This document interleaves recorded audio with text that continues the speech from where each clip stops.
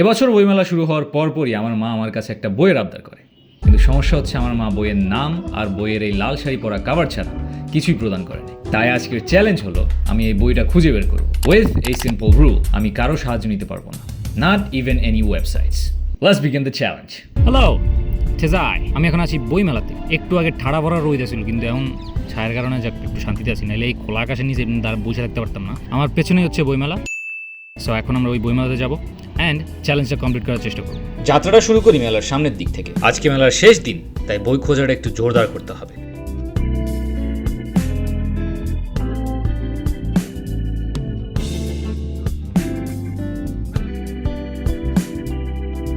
অনেক ভালো ভালো বই আছে এই বই মেলায়, কিন্তু আমার লক্ষ্য হচ্ছে এই লাল শাড়ি পরা মহিলা, মানে বই বই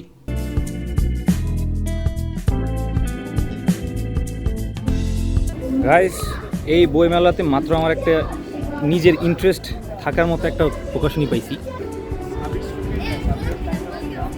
ইন্টারেস্ট থাকা সত্ত্বেও বই কিনি নাই আমি একটাও। কি মিলাইলো রে ভাই অটোগ্রাফ দেন। Thank you. By the way, সাইডের এই বুড়া চাচার দাম শোনার পর যে রিয়াকশনটা দিছে ওটা শুনে দারুণ মজা পেয়েছি। কি নাম বলবেন? রুহান হ্যাঁ রুহান এই কত দামে? 825 টাকা। হ্যাঁ 825 টাকা। ওরে বাবা, এরে কাগা।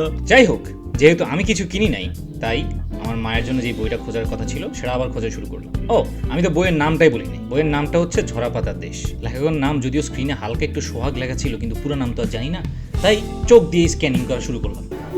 দেখেন বেড়ার সাহস কত, বাগের লেন জাদু রিটার্নই লিখছি। পাখিটাকে কি?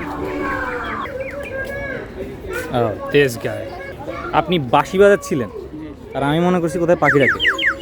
দেখ শুনি কাণ্ড। যাক, কাকা আমাকে খুব সুন্দরভাবে দেখাই দিলেন কিভাবে এই বাঁশি পাখির আওয়াজ করে। এভাবে ধরতে হবে। পানি কোথায় দেওয়া লাগে?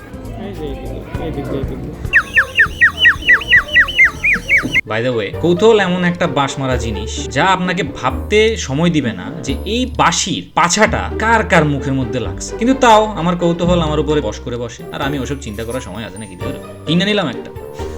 কত করে আপনার এগুলো? 100 টাকা। আমি এটা নিলাম and interesting.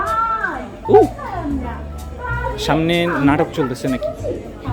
Some kind of show or something? It's a puppet show. গাজর খেলে চোখে জ্যোতি বাড়ে, ত্বক উজ্জ্বল হয়। রাগ করে না, শোনো মন দিয়ে। যাবার আগে বলে যাই, সবুজ শাকসবজি আর পুষ্টিকর খাবার খেলে পরীক্ষাতেও ভালো করতে পারবে।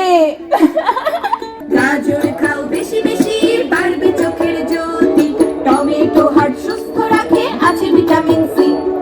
রোগ প্রতিরোধ ক্ষমতা যদি বাড়াতে চাও, সবুজ সবুজ শাকসবজি বেশি বেশি খাও। না, খাইতাম না। প্রায় 45 মিনিট আর পুরো মেলার অর্ধেকটা ঘোরা শেষে আমার একটু বিশ্রাম নেওয়ার প্রয়োজন ছিল, তাই এক কোনায় বসে চা খেতে লাগলাম। ও ধরু, আমি তো রোজা।